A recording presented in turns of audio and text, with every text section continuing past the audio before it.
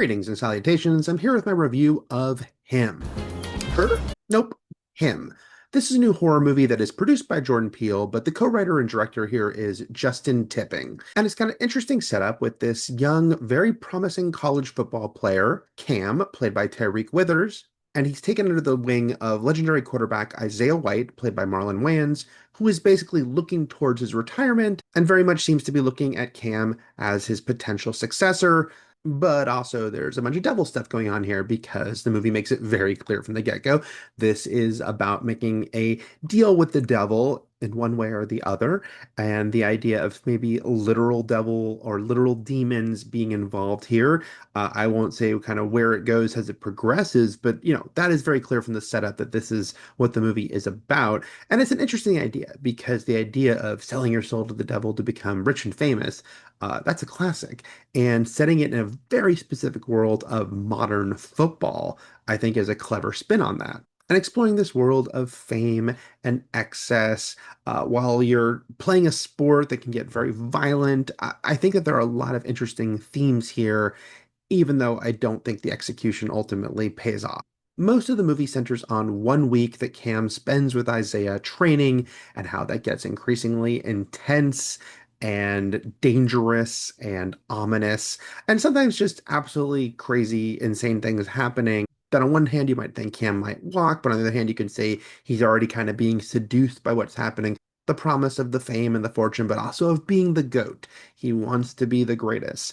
But also the fact that maybe he is just being literally enthralled because there's always that potential for the supernatural side of things that are drawing him in or keeping him there longer than he should. I wish we spent more time with Cam in his normal life because something happens in this movie. He is attacked by someone that's kind of the inciting incident of this movie and suffers an injury. And the problem is we don't get to know Cam that well before the injury. After the injury, he is feeling out of sorts. He is, sort of strange and detached. Then he goes to this scenario with Isaiah out in the desert at his giant sort of compound, and things get really trippy. I just don't think we have a good template for who Cam is normally before things get weird for him. But the early scenes with him and Isaiah are the most intriguing part of the movie. And I liked a lot of that early push-pull they're having. And I like that Isaiah is laying it on thick and really kind of selling this lifestyle, but at the same time, there are some moments of regret that he's showing as well. Though I still think it is diminished by the fact that Cam is a bit of a cipher. Tyreek Withers is doing a good job with what he's been given here, but there needs to be something deeper with this character than just, I want to be the greatest. We get that part, but I kind of want to see more nuance to the character that we don't really get. The best part of this movie is Marlon Wayans, who has this huge history as a comedic actor, but he's got great dramatic chops as well. You go back to Requiem for a Dream for a really amazing example of that. And here he gets to play such a interesting, dynamic, charismatic, dangerous presence in this movie. And there are scenes where he's kind of going a little crazy, and there's scenes where he gets really into Cam's face, screaming and yelling, and then backs off. So you're gonna have to ask yourself, what am I willing to sacrifice? And it's a big performance, but it needs to be. And I think that Marlon Wayans is clearly very invested in this role.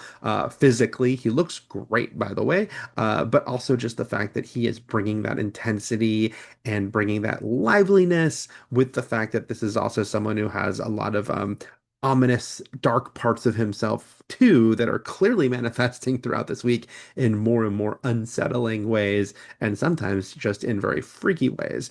So Marlon Wayans, I think, is just a really great part of this movie.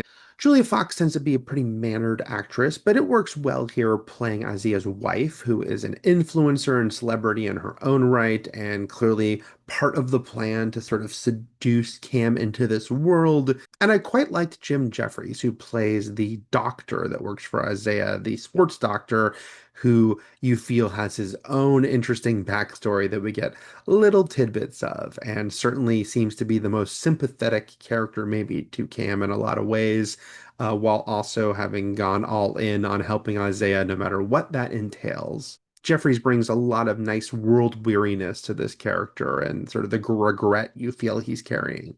Him is anything but subtle. Like I said right from the beginning, it's going so big with the demonic visions and imagery. The team that Isaiah plays for, that Cam wants to play for, is called the Saviors, And they're leaning into this idea of wanting to be the goat and the idea of goat having a very different and devilish interpretation as well. I thought these things were actually pretty fun. The fact that it is so in your face with what it's doing here.